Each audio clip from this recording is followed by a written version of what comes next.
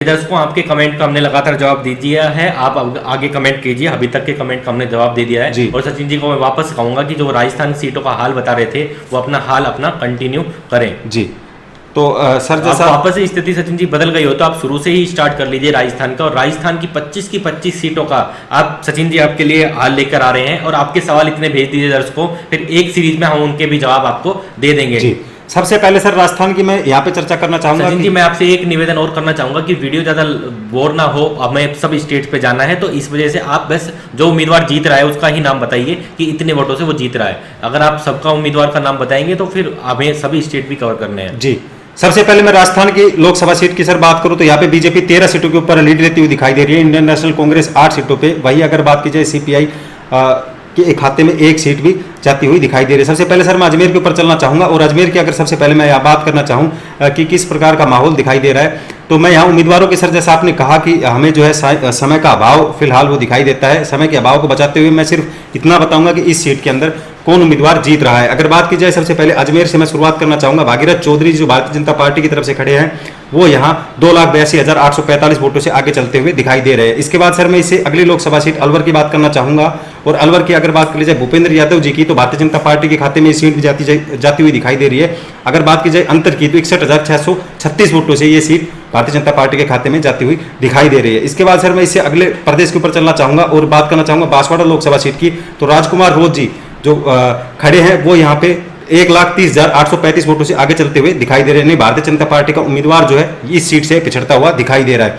इसके बाद इससे अगले प्रदेश के ऊपर मैं चलना चाहूंगा और बाड़मेर की यहाँ पे चर्चा करना चाहूंगा। बाड़मेर के अंदर जो उम्मीदराम बेनीवाल जी जो है वो इस सीट से जीतते हुए दिखाई दे रहे हैं, और ये सीट इंडियन नेशनल कांग्रेस के खाते में जा रही है। अगर इनके चुनावी अंतर की बात कर ली जाए तो वो 23,113 वोटों से दिखाई दे रही है। ये बाड़मेर राजस्थान की लोकसभा सीट का फिलहाल हाल आपको दर्शकों दिखाई दे रहा है। इसके बाद सर मैं भरतपुर लोकसभा सीट की तरफ चलना चाहूंगा। जैसे मैंने बताया संजना जाटव जी यहाँ पे जो इंडियन नेशनल कांग्रेस की तरफ से खड़ी हैं वो यहाँ पे 47,251 वोटों से आगे चलती हुई दिखाई दे रही है। भरतपुर लोकसभा सीट का हाल था। इसके बाद मैं भीलवाड़ा लोकसभा सीट की तरफ चलना चाहूंगा, और दामोदर अग्रवाल जी जो भारतीय जनता पार्टी की तरफ से खड़े हैं, और ये सीट भी भारतीय जनता पार्टी के खाते में जाती हुई दिखाई दे रही है। अगर बात की जाए चुनावी अंतर की तो 2,63,848 वोटों से दामोदर अग्रवाल जी यानी भीलवाड़ा की जो सीट है वो भारतीय जनता पार्टी के खाते में जाती हुई दिखाई दे रही है। इसके बाद सर मैं बीकानेर के ऊपर चलना चाहूंगा, और बीकानेर की जो हाल है वो बताना चाहूंगा कि अर्जुन राम मेघवाल जी जो है वो 50,962 वोटों से जीतते हुए दिखाई दे रहे हैं, और भारतीय जनता पार्टी बीकानेर की जो सीट है उससे जीतती हुई दिखाई दे रही है। इसके बाद सर मैं चलना चाहूंगा अगली लोकसभा सीट के ऊपर, और इसका हाल मैं आपको दर्शकों को बताना चाहूंगा कि जो चित्तौड़गढ़ की लोकसभा सीट है उसमें चंद्र प्रकाश जोशी जी जो खड़े हैं वो भारतीय जनता पार्टी की तरफ से उम्मीदवार हैं और वो जीतते हुए भी दिखाई दे रहे हैं। अगर इनके अंतर की बात करी जाए कितने पे लीड ये लेते हुए दिखाई दे रहे हैं तो 2,10,763 वोटों के ऊपर चंद्र प्रकाश जोशी जी जो है भारतीय जनता पार्टी के उम्मीदवार लीड लेते हुए दिखाई दे रहे हैं। इसके बाद इससे अगली लोकसभा सीट सर मैं चूरू के ऊपर चलना चाहूंगा, और चूरू की बात कर ली जाए राहुल कुशवाहा जी जो है इंडियन नेशनल कांग्रेस की तरफ से उम्मीदवार हैं, और ये 45,086 वोटों से आगे चलते हुए दिखाई दे रहे हैं। और ये सीट जो चूरू की लोकसभा सीट है वो आपको इंडियन नेशनल कांग्रेस के खाते में जाती हुई दिखाई देगी। इसके बाद सर मैं दौसा की लोकसभा सीट पे चलना चाहूंगा, और मुरारी लाल मीणा जी जो इंडियन नेशनल कांग्रेस की तरफ से खड़े हैं वो इस सीट के ऊपर जीतते हुए दिखाई दे रहे हैं। यानी कि लीड की अगर बात कर ली जाए तो 1,65,325 वोटों से इंडियन नेशनल कांग्रेस इस सीट से लीड लेते हुए दिखाई दे रही है। इसके बाद इससे अगली लोकसभा सीट सर मैं गंगानगर के ऊपर चलना चाहूंगा, और गंगानगर का हाल मैं आपको बताऊं तो कुलदीप इंदौरा जी इस सीट से जीतते हुए दिखाई दे रहे हैं। अगर बात की जाए चुनावी अंतर की तो 54,639 वोटों से कुलदीप इंदौरा जी इस लोकसभा सीट से आगे दिखाई दे रहे हैं। इसके बाद सर मैं चलना चाहूंगा जयपुर की लोकसभा सीट के ऊपर कि जयपुर का लोकसभा सीट जैसे मैंने लगातार दर्शकों के साथ साझा भी की है कि मंजू शर्मा जी यहाँ से लीड लेते हुए दिखाई दे रहे हैं। और सर इनके अंतर की अगर बात की जाए तो बहुत ज्यादा अंतर ये कह सकते हैं कि देखने को मिल रहा है 3,02,496 वोटों से मंजू शर्मा जी। मैं सचिन जी इस पे आपको करेक्ट करना चाहूंगा कि मंजू शर्मा जी यहाँ से चुनाव जीत चुके हैं अपना। जी, तो जयपुर के अंदर ये फिलहाल हाल दिखाई दे रहा है। इसके बाद सर मैं जयपुर रूरल की बात करना चाहूंगा, और जैसे पहले अगर बात कर लीजिए राव राजेंद्र सिंह कहीं पिछड़ते हुए दिखाई दे रहे थे, फिलहाल वो अपना पक्ष के आगे चलते हुए भी दिखाई दे रहे हैं। और चुनावी अंतर की बात कर ली जाए तो 7,486 वोटों से वो एकदम चुनाव उन्होंने बदल दिया है, और राव राजेंद्र सिंह जी जो है वो जयपुर रूरल से जीतते हुए दिखाई दे रहे हैं। इसके बाद सर इससे अगली लोकसभा सीट के ऊपर जालोर के ऊपर मैं चलना चाहूंगा, और जालोर का अगर बात की जाए तो लुब्बराम चौधरी जैसे आपने बताया था वो भारतीय जनता पार्टी की तरफ से उम्मीदवार हैं, और वो जीतते हुए भी दिखाई दे रहे हैं 1,44,847 वोटों से। ये सीट भारतीय जनता पार्टी के खाते में जाती हुई दिखाई दे रही है। इसके बाद सर मैं बात करना चाहूँगा झालावाड़ बारां की दुष्यंत सिंह जी जो भारतीय जनता पार्टी की तरफ से उम्मीदवार हैं, वो यहाँ जीते हुए दिखाई दे रहे हैं। 2,86,949 वोटों से आगे चलते हुए दुष्यंत सिंह जी जो है वो झालावाड़ बारां की लोकसभा सीट से दिखाई दे रहे हैं।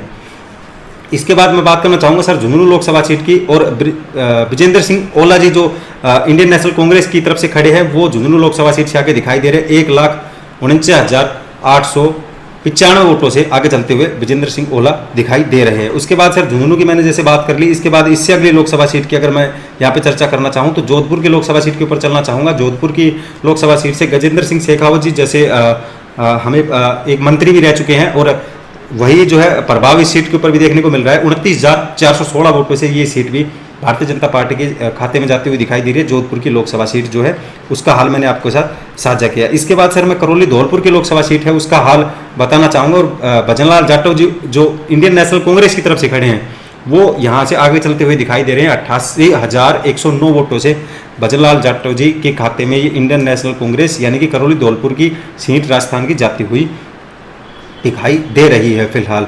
इसके बाद सर मैं कोटा की अगर बात करूँ तो कोटा में ओम बिरला जी चुनाव लड़ रहे हैं, तो ये सीट भी भारतीय जनता पार्टी के खाते में जाती हुई दिखाई दे रही है। 26,916 वोटों से आगे दिखाई दे रहे हैं ओम बिरला जी कोटा लोकसभा सीट से।